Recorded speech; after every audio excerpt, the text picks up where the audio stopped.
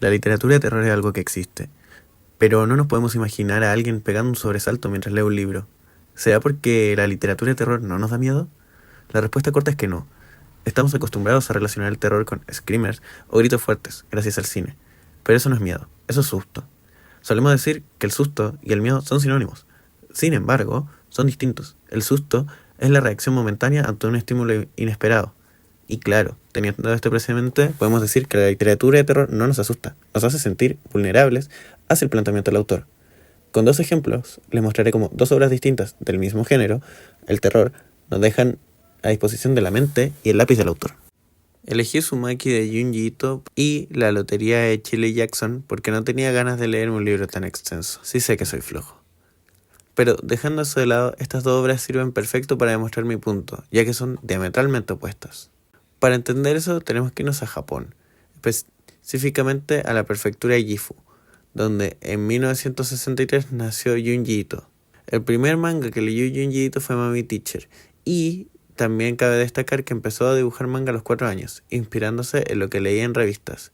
Y continuó escribiendo y dibujando como un hobby hasta que empezó a trabajar como prostético dental en 1984.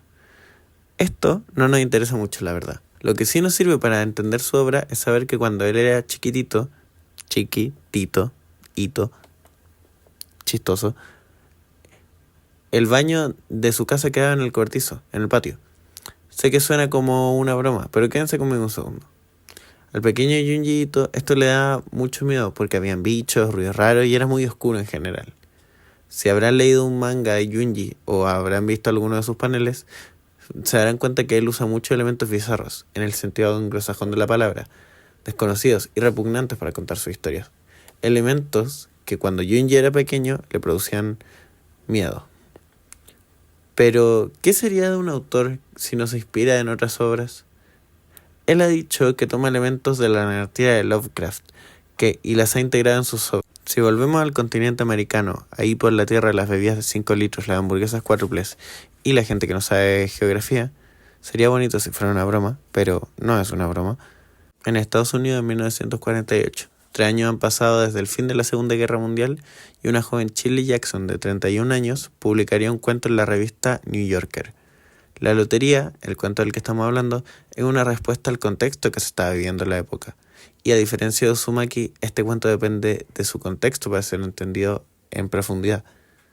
Hay que entender que la Segunda Guerra Mundial era igual de reciente para el mundo y para Shirley que la pandemia es hacia nosotros. Y si no fuera suficiente con eso, la Guerra Fría ya había llegado para quedarse un par de décadas. Por lo que se imaginarán que el mundo andaba bastante revuelto. El Holocausto, en particular, demostró la capacidad de la sociedad para el genocidio en masa bajo el pretexto del bien común. Esta idea de muerte, sociedad y bien común se ve muy representada en la lotería, de la que se habla en el cuento del mismo nombre. La lotería puede leerse como una respuesta a la persecución de individuos supuestamente subversivos frente a este creciente nacionalismo estadounidense durante la Guerra Fría. Los estadounidenses comenzaron a aferrarse a la idea de un estilo de vida estadounidense tradicional y a exhibir un patriotismo ciego. Esto recuerda la aceptación ciega de la lotería que exhiben algunos aldeanos de la historia. Otra cosa que quizá no aporta mucho, pero me pareció bastante interesante, es lo que decía Shirley sobre la literatura. Ella estaba convencida de que un buen escritor no necesitaba explicar sus libros, porque ellos se explican perfectamente solos. Ya dicho todo sobre los autores y los contextos de la obra, ya nos empezamos a dar cuenta de las distintos que son. Ahora sí, comparemos directamente las novelas. Partamos con la diferencia más obvia, el formato. Uzumaki es una novela visual, específicamente un manga. Para los que no sepan, un manga es un cómic proveniente de Japón que se lee de derecha a izquierda.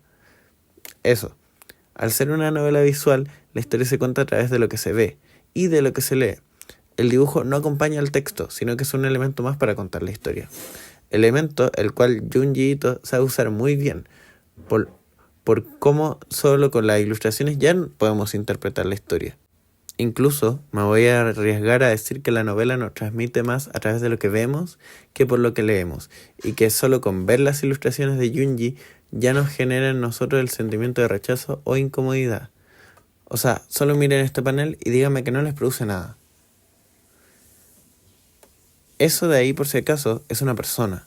Ahora miren este panel. Obviamente no transmite nada, es puramente texto y 3 dibujos. No cuenta una historia con las ilustraciones, ni menos nos hace sentir algo el solo verlo.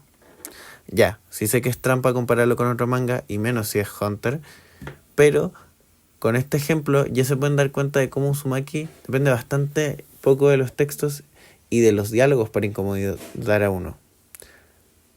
La lotería, por otro lado, es un caso bastante peculiar, ya que, como había dicho, el cuento fue publicado en un diario, por lo que digamos que muy extenso no era. Como no usa imágenes, tiene que ser más descriptivo para generar un aire ominoso y tenso. Pero, ¿cómo logras contar una historia completa que transmita tanto en tan pocas páginas? La verdad, todavía no lo sé, pero Shirley Jackson lo logró, y en 10 páginas, menos de 20 minutos de la lectura, logras entender en qué consiste la famosa lotería y ser atrapado por la historia. El truco, dejar que cada uno se imagine el final. Shirley no nos dice qué pasa al final, pero suelta una pista sobre qué es lo que pasa para que cada uno se haga una idea. Como ella sabía que en el futuro todos estaríamos enfermos y locos, supo que su final sería entendido en las próximas generaciones, incluso 70 años después. No quiero decir cómo termina el texto porque no quiero hacer spoilers. El texto es entretenido y lo suficientemente corto para que lo lean. Ya, todo muy bonito y todo, pero ¿cómo cada hora nos aterroriza? ¿Cómo manejan sus cartas a la hora de hacerlo?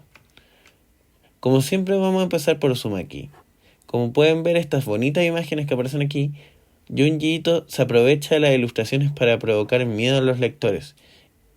Y ojo, no solo miedo, sino también un menjunje de sentimientos negativos, como el rechazo, asco, incomodidad y morbosidad. Pero las ilustraciones no nacen en un vacío. Algo tiene que dibujar, algo tiene que describir, algo tiene que mostrarnos. Uzumaki toma elementos ficticios y los retuerce, figurativa y literalmente, sin hacer muchos spoilers, ya que también recomiendo que se lean Uzumaki. En la obra hay personas que se convierten en caracoles, maldiciones, y el cuerpo humano se desdobla en maneras físicamente imposibles.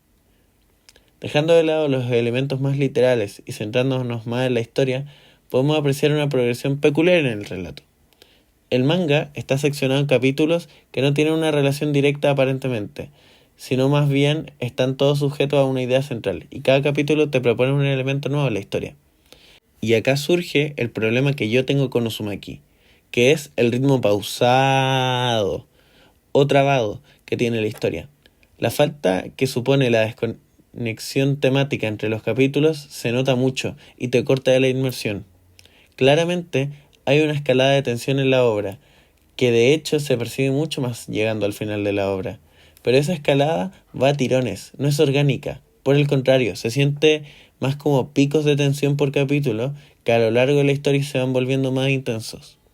Ya llegando al final mejora, pero honestamente, 3/4 de la lectura me estuvo fastidiando ese ritmo inconsistente. Piénsalo así, ¿qué pasa si durante una película de terror nos detuviésemos cada 10 minutos a ir al baño? Claramente nos cortaría la inmersión, y al final diríamos que la película nos produjo poco o nada de miedo.